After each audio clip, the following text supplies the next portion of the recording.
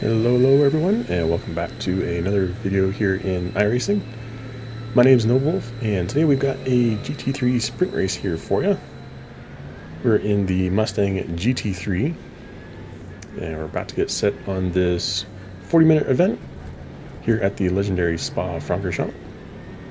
And this one was kind of a weird one.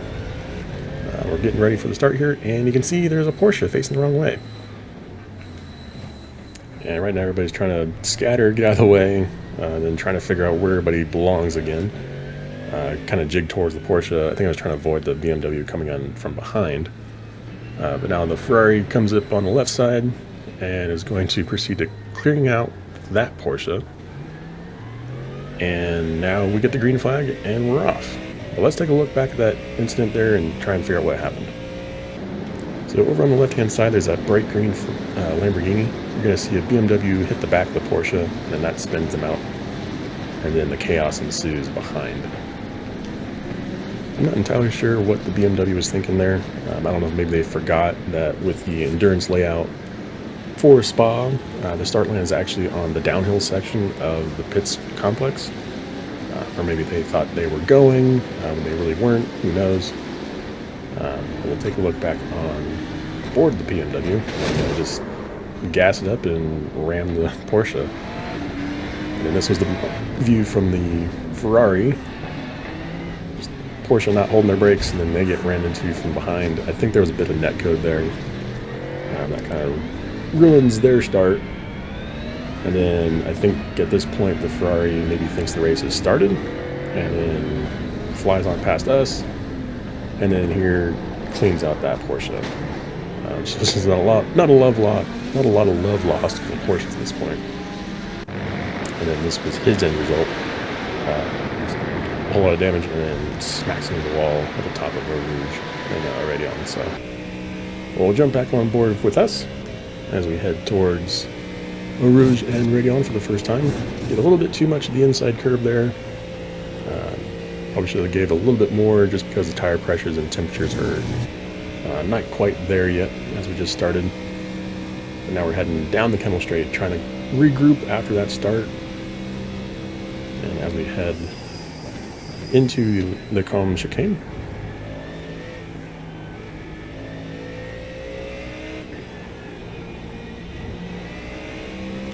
And then there's a little bit more action in front of us.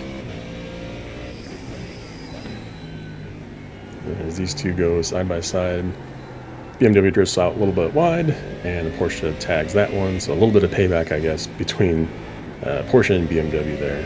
So off we go. Try and chase down this Porsche now.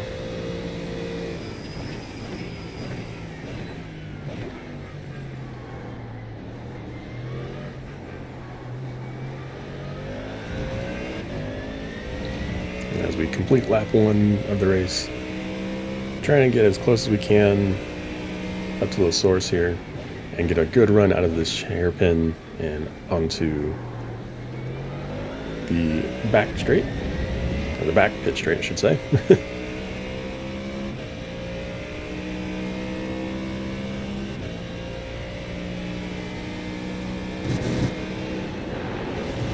Porsche gets a little bit wide. I think they did a little bit of what we did at the beginning. They cut the track though, and so they have to serve a time penalty or a slowdown penalty, and we're going to claim that spot from them.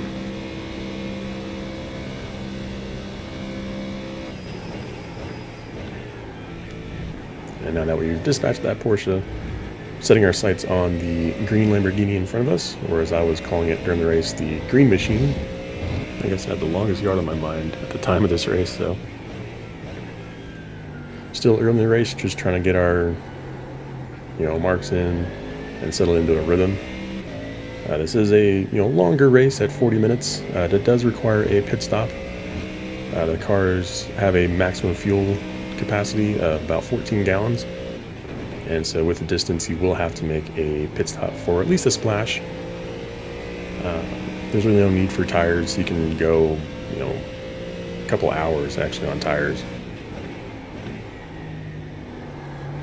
Just trying to make up what ground we can.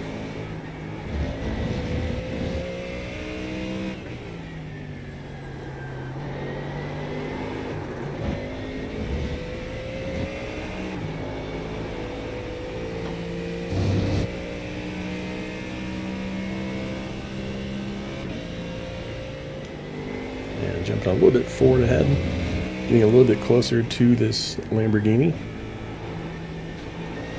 Getting a decent exit through these couple corners here.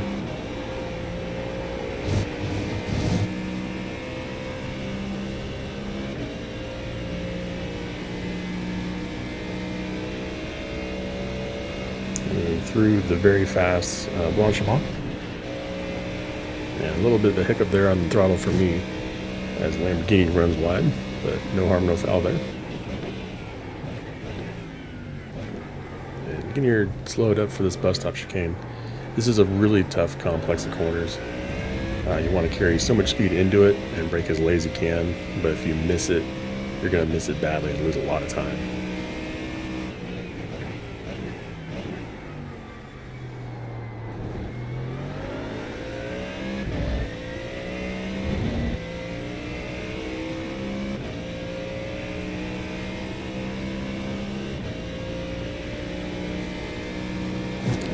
Bounce our way through here, and you can see the sparks flying in the rear view camera. I don't think I had the setup quite right for this one. This is an open setup. I think for one I had the ride height just a little bit too low, and then I also don't know if I had quite the correct gear ratio. And just in open air by myself, I wasn't able to use 6th gear, but in the draft though I was able to get up to top gear. And to get a little bit closer again to this green machine. Just trying to fill up the mirrors and let them know that I'm there.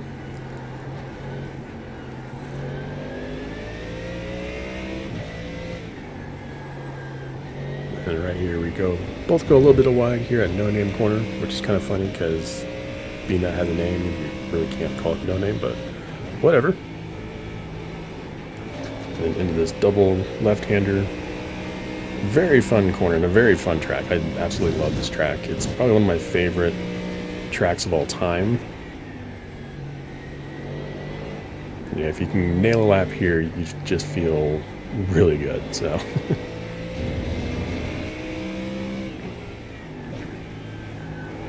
and down at the bottom of the hill again, get a really good run through that first corner, and then we're going to get a really good run here in the second one. And then they just kind of let us have it. I guess they just didn't want to fight it this early in the race, so we'll gladly take that position away.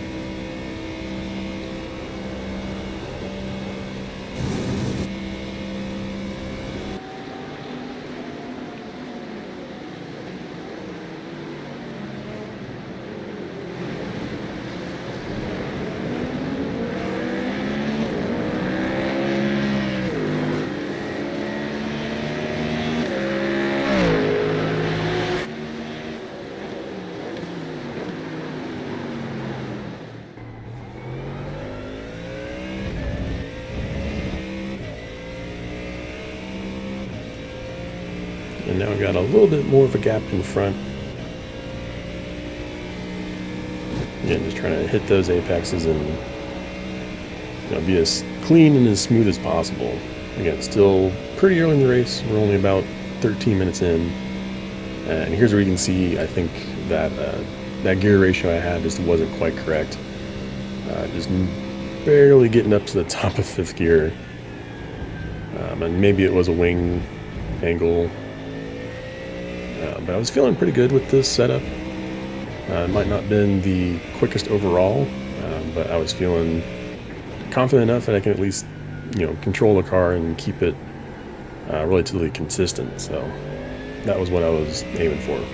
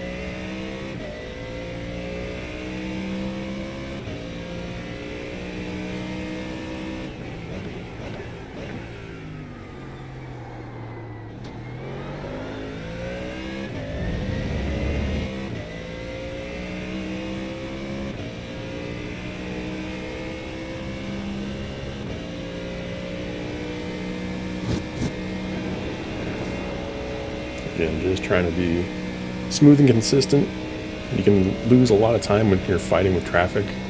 So if you have little gaps in here, you can make up some good time just by running clean. 'Cause again, there is that pit stop, so you can do the undercut or overcut. And depending on where you are in your fuel window, you can also decide on taking that fuel early if you're stuck behind some traffic. So yeah, speed is only half the battle here. There is some strategy involved, so that's something you always need to be thinking about in these longer style races.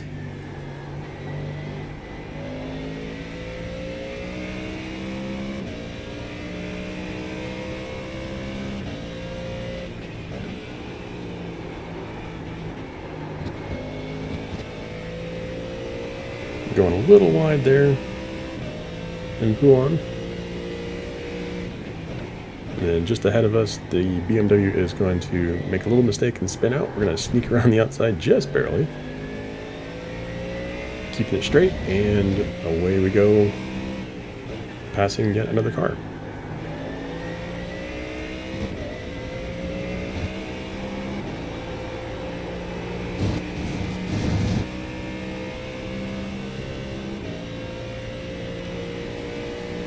And now at this point, there's a really large gap in front. They are pretty close together, those cars that are in front of us. So they can kind of slow each other up and race each other. But yeah, without having that little carrot, that little rabbit out there, it's kind of hard to get yourself to push to continue laying down those good laps. I find that I'm better at following than I am leading, and much like this in this instance, being that there's no one in front of me, I tend to kind of lose a little bit of time. But we're going to do our best to, again, just kind of hit those braking points and those turning points, and just try to be as smooth as possible. You're going to hear me say that a lot.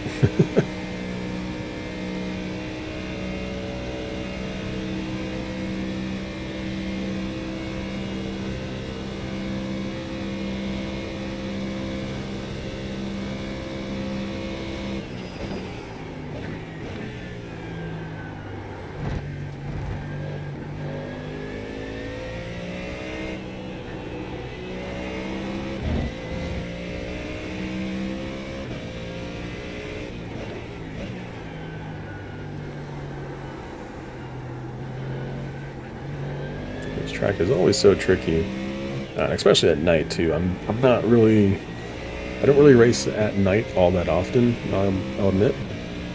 Partly I think it's because my PC just wants to explode every time there's any kind of weather or nighttime racing. And plus, I don't really care for the way iRacing looks at night, especially on the ovals too. They seem like the night physics. Whoops! As we are going to pass a Corvette, I forgot about that one.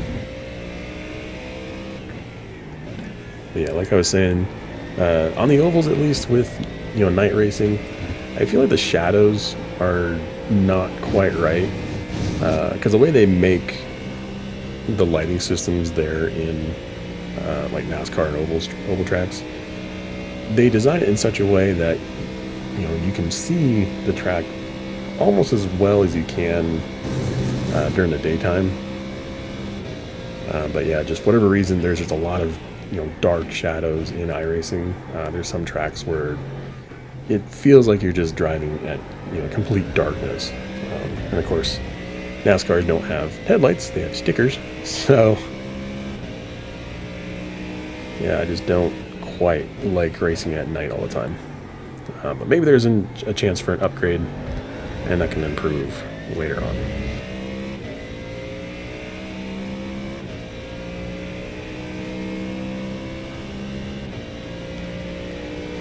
And heading up Eau Rouge again.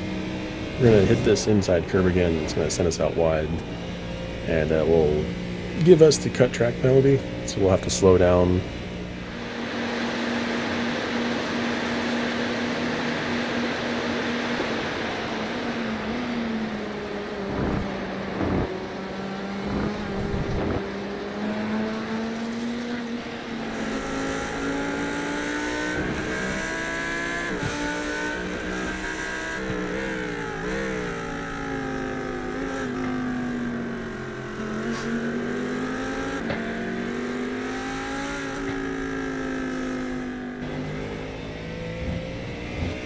now that we've made the mistake, we'll have to regroup and refocus to get back on track here again. Yeah, it's everybody's favorite thing to hate on is the iRacing slowdown penalties. They are a little bit wonky in how you have to give up that time gained. Sometimes it always seems like you're slowing down, but it's still going up, so it's kind of a weird thing. Best I can say, I've seen a lot of people, they've slowed way down to try and make up or give back all that time. But there are ways if you can kind of just lift and coast, because you don't necessarily have to give back all the time right away. You have a 30-second window to do all that. Just something, it just takes practice. Again, it's maybe not the perfect system, but it is what it is. You just have to deal with it. So.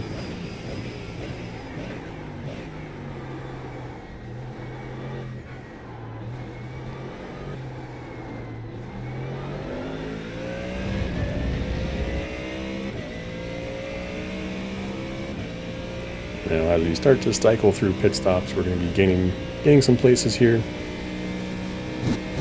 Just trying to chase down this Corvette. I was having a lot of fun with this battle here during this race,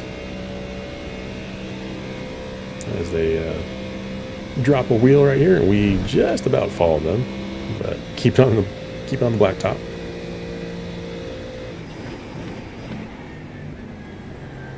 Again, I think this Corvette and I were pretty evenly matched. Again, they did make the mistake earlier on to drop it back towards us.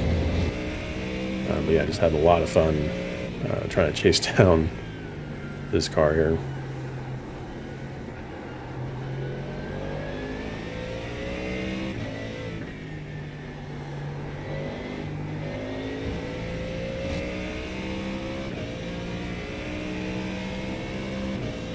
And now we're approaching a slower moving car. They're not a lap down or anything. They just had some damage, it looks like.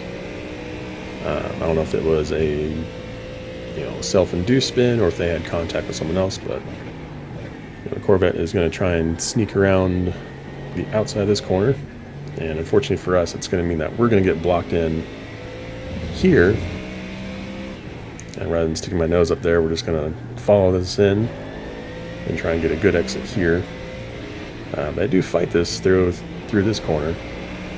We just now clearing, but you can see the time we lost. And at this point, again, we're at that point of the pit window, and so I'm thinking right here, I'm going to do whatever the Corvette doesn't do. So if they pit, we're going to stay out. If they stay out, we're going to pit.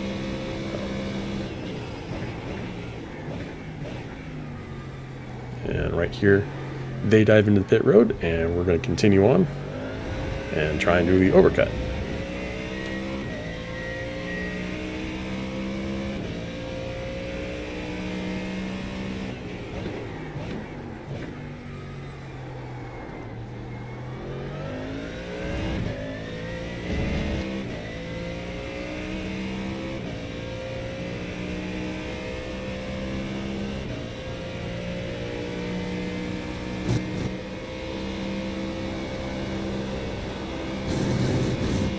Now we're coming into our in-lap here. We're going to be pitting right here. And when I'm talking about the overcut and undercut, if you're new to kind of this form of motorsport, an overcut meaning you go longer than the car in front or behind. Then an undercut would be you pit before the other car. There can be advantages and disadvantages of both, depending on traffic, tire wear, that kind of thing. If you're going to be stuck in traffic, it's a good idea to make your pit stop early. That way you can get out into clean running or clean track, and then make up the time that you would lose had you been stuck behind someone. And then the overcut is, maybe maybe someone behind you pits earlier and you go longer. That just means that you can put in less fuel, so your pit stop will be that much shorter. As we're going to come into our box here, and misjudge it just a little bit, I think. It might have been okay, but we're going to take on our fuel. Again, it was only a 14-gallon tank to start with, and I was burning about, I think, 8 or 0.8, 0.9 gallons.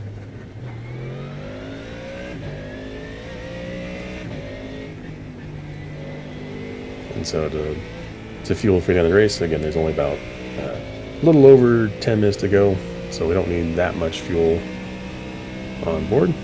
But now we got that out of the way, we can put our head down and try and put some good laps in again.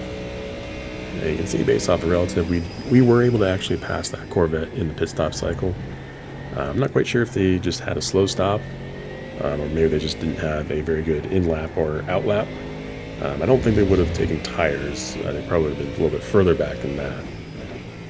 But again, it's all about that in-lap and out-lap and making the most of it.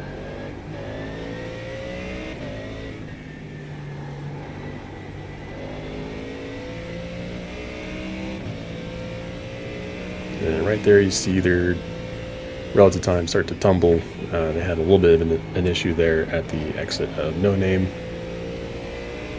which is unfortunate because I was really looking forward to that battle. I think they were going to be able to, rock up behind us, and there was going to be a fight to the end.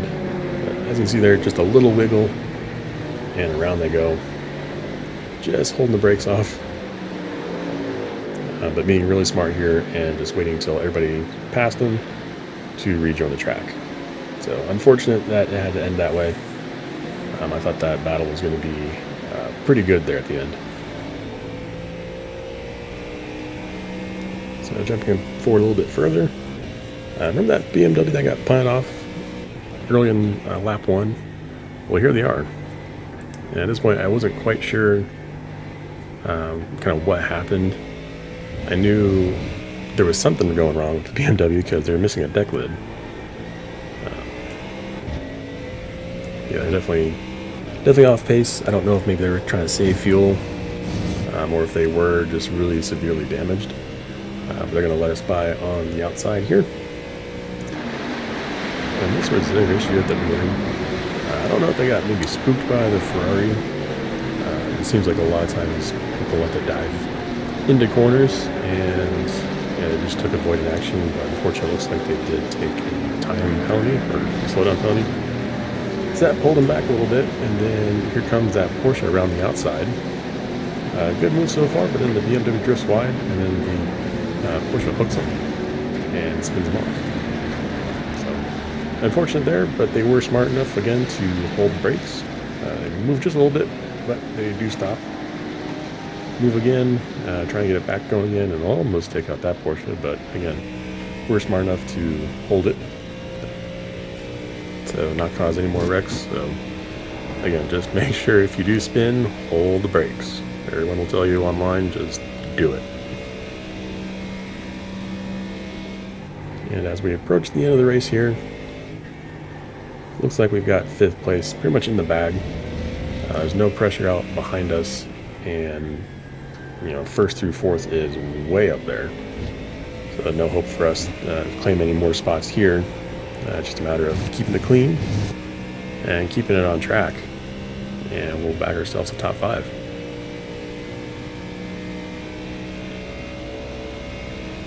And one thing, now that we have the clean track ahead of us, I was really trying for a sub 220. I know it doesn't sound very fast, but for me it was a big deal. I don't know if I've ever been below 220 at night before. Again, I don't race at night all the time, so so getting a sub 220 was my next goal there. And that's something you have to do. You have to make little goals for yourself. And I actually have a tiered list of what I want to accomplish during a race. You might not have the finish you want, or maybe the race doesn't go to plan exactly. But being able to look back and say, actually I did do something. It wasn't a total loss. I actually was able to accomplish something. Sometimes that's all you need to keep the confidence going. And for me, my list goes like this. Like the old saying goes, in order to finish first you must finish. So finish the race. That's my number one goal. Is always finish every race I can. Unless the car is just completely borked, then there's no point in trying to make it. But I am proud to say that I don't have very many DNFs on my iRacing resume, you want to call it that. I don't know if there's actually a stat you can look at that, but I know for a fact I don't have very many of those. I've been able to finish most of all my races, except for maybe a handful. Now, if there's a point where the car just isn't safe enough for me to continue on, that's where I'll bow out, because I don't want to be a hazard to anybody else. So that's number one, finish the race. Number two would be to finish on the lead lap. And if I can finish on the lead lap, I would like to finish in the top half of the field. If I can finish in the top half, then a top 10. If I can get a top 10, a top 5. And if I can get a top 5, go for a podium. Then everything else is a cherry on top if I can get there. I'm usually pretty happy with the top 5. If I can get a podium, then again, that's the cherry on top, and I don't expect very many wins with my racing, so it's not really high up on my list of priorities for me. So as we come up to the final lap here, I will leave you with this onboard. If you did make it this far in the video, thank you so much for watching, and we'll see you guys next time.